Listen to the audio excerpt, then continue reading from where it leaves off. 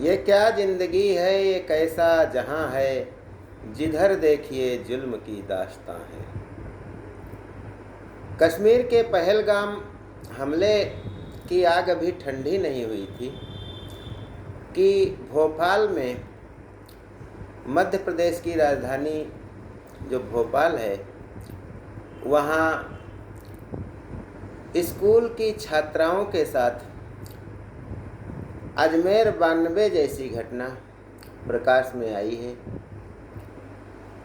तो आइए ज्ञान गंगा के इस 3 पत्ती कार्यक्रम में हम विचार करते हैं कि ऐसी घटनाएं क्यों होती हैं, जबकि सजगता फैलाई जा रही है। मोबाइल में जब हम कॉल करते हैं तब भी हमें सावधान किया जाता है। केरला स्टोरी जैसी फिल्में भी बनाई जाती हैं सावधान करने के लिए, फिर भी इस प्रकार की घटनाएं हो रही हैं। तो आइए जानते हैं ये कैसी घटना है। तो सबसे पहले अजमेर 92 में क्या हुआ था। वहाँ पर कुछ स्थानीय नेता कांग्रेस यूथ कमेटी के थे, जिन्होंने सोफिया गर्ल्स इंटर कॉलेज की लड़कियों की ब्लैकमेलिंग का जो कुत्सित कार्य प्रारंभ किया था, वह बहुत दिनों तक चला। सोफिया गर्ल्स इंटर कॉलेज की किसी एक लड़की को पहले दोस्ती करके उसका एमएमएस बनाया जाता है, और तब मोबाइल में ऐसी सुविधा नहीं होती थी, तो ब्लैकमेलिंग के लिए उनके फ़ोटो स्टूडियो में जा कर के बनवाया जाता है आपत्तिजनक स्थिति में, और उसके आधार पर लड़कियों को लगातार डरा करके अपनी सहेलियों को, अपनी घर वालों को, अपनी घरवाली भाभियों को लाने के लिए कहा जाता है कि ऐसा नहीं करोगी तो तुम्हारी बदनामी कर दी जाएगी। लगभग 200-300 लड़कियां कहा जाता है इस रैकेट के चुंगल में फंस चुकी थी। कुछ ने कॉलेज में ही आत्महत्या कर ली थी, और जब इसका खुलासा हुआ तो बड़े पैमाने पर यह रैकेट चल रहा था, इसका पता लगा। इसमें चिश्ती कुछ थे जो दरगाह से संबंधित थे, उन पर भी कुछ कार्यवाही हुई, लेकिन अब जो होना चाहिए था वह नहीं हुआ, उतनी बड़ी कार्यवाही कोई नहीं हुई। अब मध्य प्रदेश की जो भोपाल है, मध्य प्रदेश का शहर, वहाँ पर भी एक निजी इंजीनियरिंग कॉलेज में 2 बहनें होती हैं। उनसे इस कॉलेज के ही सीनियर लड़कों द्वारा पहले दोस्ती की जाती है, अपनी पहचान छुपाकर, अपना धर्म छुपाकर। फिर इनको इधर उधर ले जाया जाता है और नशा करा करके इनके साथ रेप किया जाता है, और उसके बाद पहले एक बड़ी बहन से किया जाता है, फिर छोटी बहन को भी उस रैकेट में शामिल कर लिया जाता है। फिर कहा जाता है कि और लड़कियों को, अपनी सहेलियों को लाओ, और जिनका फिर शारीरिक शोषण करने का जो दौर शुरू होता है, यह 2017 से बताया जा रहा है। 2022 में इसमें बड़े पैमाने पर कार्य किए गए हैं ब्लैकमेलिंग संबंधी अपराधियों द्वारा। लड़कियों को मांस खिलाया गया, धर्म परिवर्तन का दबाव डाला गया। 3 छात्राओं ने अभी तक एफआईआर दर्ज कराई है, 2 छात्र पकड़े भी जा चुके हैं। एक छात्र के पकड़े जाने की या इससे जुड़े रैकेट के अपराधियों को पकड़े जाने की खबर पश्चिमी बंगाल से भी आई है। इंदौर में भी यह धंधा चल रहा था। एक डांस स्कूल है, वहाँ भी इस प्रकार से कहा जाता है कि हिंदू लड़कियों को भर्ती करके उनके साथ इस प्रकार के ब्लैकमेलिंग संबंधी अन्य कार्य किए गए और अपराधी कितने हैं अभी कुछ पता नहीं चला है। एसआईटी का गठन हो गया है, भिन्न भिन्न प्रकार की पुलिस द्वारा छानबीन की जा रही है, लेकिन यह संभावित है कि अजमेर 92 जैसी यह घटना है जहां पर हिंदू छात्राओं को हिंदू छात्राओं को निशाना बनाया गया है।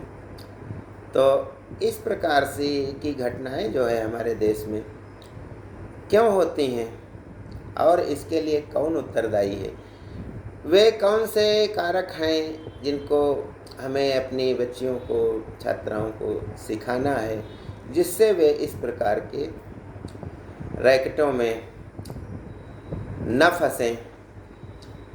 तो इस संबंध में जब हम विचार करते हैं कि तो इसके लिए 4 प्रकार के व्यक्ति उत्तरदायी होते हैं। एक तो पुलिस प्रशासन, दूसरा कॉलेज प्रशासन जहां ये घटनाएं अनवरत हो रही थी और कॉलेज प्रशासन कह रहा है कि उसे कुछ नहीं मालूम। तीसरा है घर वाले, जो छात्राओं के घर वाले हैं, और चौथा है खुद लड़कियां। ये यदि चारों सजग हो जाएंगे तो इस प्रकार की घटनाएं हमारे देश में नहीं होंगी। तो पुलिस प्रशासन तो तब सक्रिय होगा जब ऐसी कोई शिकायत आएगी। कॉलेज प्रशासन कभी कभी जानबूझ करके ऐसी खबरों को छुपा देता है कि इससे कॉलेज की बदनामी होगी, एडमिशन छात्राओं के नहीं करवाएंगे लोग और फिर कॉलेज की स्थिति बहुत ख़राब हो जाएगी। जो छात्राओं का एडमिशन करके भारी भारी भरकम फीस वसूली जाती है वह बाधित होगी। तो कॉलेज प्रशासन जानबूझ करके कभी कभी ऐसी घटनाओं को इग्नोर कर देता है। अब आता है इन छात्राओं के घर वालों का जो दृष्टिकोण होता है छात्राओं के साथ वह सख्ती भरा होता है, यानी बहुत ही व्यवहारिक नहीं होता है और उन्हें ऐसी घटनाओं के लिए लड़कियों को ही जिम्मेदार बताते हुए देखा भी गया है। तो इसमें है कि घर वाले क्या करें कि इस प्रकार की घटनाओं की पुनरावृत्ति न होने पाए।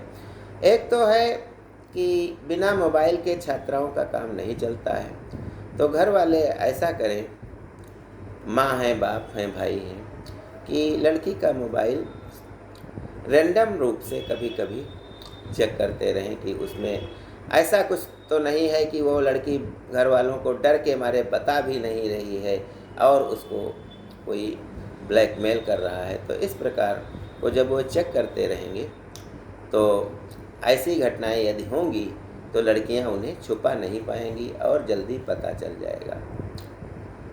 दूसरी बात है कि घर वाले मित्रवत व्यवहार करें। माँ, बहनें, भाभियाँ जो भी हैं वे विश्वास में लेकर के हर बात साझा करें। लड़की से अपनी बात, उसकी बात पूछें, जिससे कि पीड़ित छात्रा यदि कोई हो गई है, किसी के चुंगल में फंस गई है, किसी अपराधी द्वारा ब्लैकमेल की जा रही है, अपराधी द्वारा बुला करके उसको अन्य व्यक्तियों के हवाले किया जा रहा है और पैसा वसूला जा रहा है, इस प्रकार की जो घटनाएं हैं, जब हम मित्रवत व्यवहार करेंगे तो लड़की के व्यवहार से ही घर वालों को पता चल जाएगा कि वह ब्लैकमेल हो रही है या नहीं हो रही है, या कोई उसको परेशानी ऐसी तो नहीं है जो वह हमसे बता नहीं पा रही है। तो मित्रवत व्यवहार करें, मोबाइल चेक करते रहें और उसकी समस्याएं समय समय पर सुनते रहें, और यदि कुछ उसके साथ गलत हुआ है तो तुरंत सबसे पहले थाने में जाकर के उसकी एफआईआर दर्ज करवाएं। तभी जो है इस प्रकार के जो राक्षस हैं उनके चुंगल से बच्चियां सुरक्षित रह सकती हैं। एक और बात है कि अगर मोबाइल में कुछ गलत होता है है या लड़की कुछ गलत छुपा रही होती है, तो जब आप उसका मोबाइल मांगेंगे या आप चलाते हुए देखेंगे उसको, तो उसकी चेहरे की भावनाएं बदल जाएंगी और वो कुछ ऐसा लगेगा कि वो कुछ छुपा रही है। तो ऐसे में जान जाइए कि वो कुछ छुपा रही है और उसका मोबाइल चेक करिए और फिर उसको विश्वास में लेकर के सारी बात करिए। और यदि कोई घटना उसके साथ हुई है तो सीधे पुलिस में जा कर के कार्यवाही जितनी जल्दी होगी उतना ही अच्छा होगा। और अगली घर वालों के बाद आती हैं खुद लड़कियां। कहते हैं कि ना हम सफ़र ना किसी हम नशीब से निकलेगा, हमारे पाँव का कांटा हम ही से निकलेगा।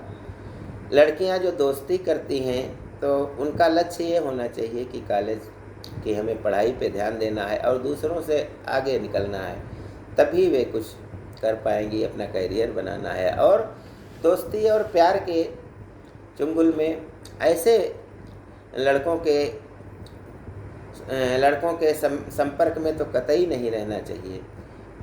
यदि कोई मदद भी करता है तो ये जान लीजिए कि कोई बेकार में किसी की मदद नहीं करता है, कुछ न कुछ लालच होगा, हो सकता है इसके पीछे कोई बड़ा अपराध करना चाहता हो। तो एकांत में जब बुलाए ऐसे प्रेमी तो न जाएं और घर वालों से कुछ भी न छुपाएं और कुछ भी न खाएं। जब जाएं, बुलाने पे जाती भी है तो वहाँ कुछ खाएं नहीं तो कोई न कोई नशीली चीज़ मिला दी जाएगी और उसका फिर ब्लैकमेल किया जाएगा, यहाँ से नींव पड़ जाएगी, फिर उससे पैसा मांगा जाएगा और कहा जाएगा कि अपनी सहेलियों को भी लाओ। और इसी प्रकार से यह रैकेट का विस्तार होता रहता है इस प्रकार के। तो इससे हमें बचना चाहिए। और अगली बात है जो लड़कियों को समझना चाहिए कि फेसबुक है, इंस्टाग्राम है और मल्टीमीडिया पे जो फ़ोटो डाले जाते हैं उन पर भी थोड़ा ध्यान देना चाहिए। इसका कोई ज़रूरत नहीं है इसकी कि लोग लाइक करें। असली लाइक तो तब होगा जब आप पढ़ करके कुछ बनेंगी, तब लोग लाइक करेंगे आपको। एक आधे लाइक, 10-20 लाइक, कोई कहता है देवताओं की किसी फ़ोटो डाल देता है, फिर कहता है इनकी कसम है लाइक कर दो। तो इन सब से दूर हट के अपनी पढ़ाई पे ध्यान देना चाहिए।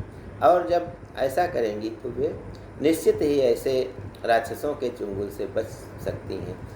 और सबसे अंत में और सबसे आखिरी बात कि जो ब्लैकमेलिंग का प्रारंभ होता है तो वहीं आप समझ जाइए कि भले लड़का कहता है कि ब्लैकमेल करने वाला कि एक बार आ जाइए, सहेली को ले आइए फिर मैं आपको छोड़ दूंगा, तो ऐसा नहीं है।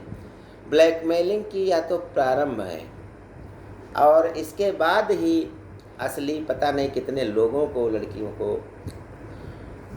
भेजा जाए कितने लोगों के पास।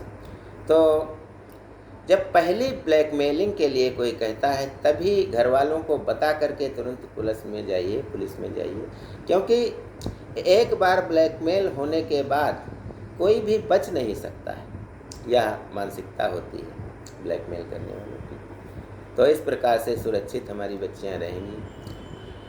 और अभी फ़िलहाल भोपाल, इंदौर में SIT गठित हो गई हैं और उनके द्वारा रैकेट कितना बड़ा है धर्म परिवर्तन का, लव जिहाद का, इसका पता लगाया जा रहा है। ज्ञान गंगा में बसा जितना ही। धन्यवाद। जय हिंद, जय भारत।